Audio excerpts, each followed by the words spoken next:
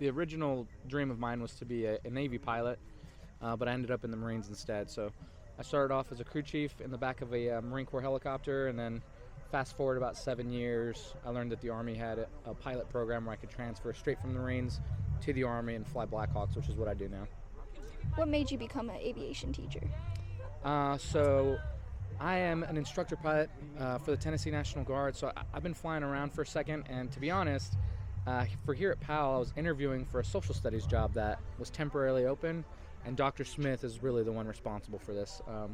He let me say my spiel about why I love social studies, and then he asked if I'd be interested in starting this program, and here we are.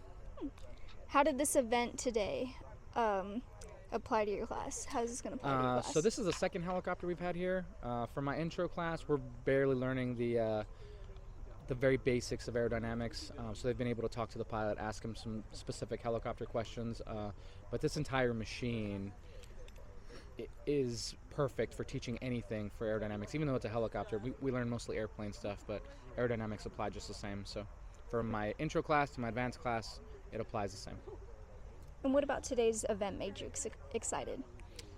So having something, being able to come to the school makes it easier for us as teachers, because I don't have to worry about buses or what time I have to be back for lunch or for the after school bell.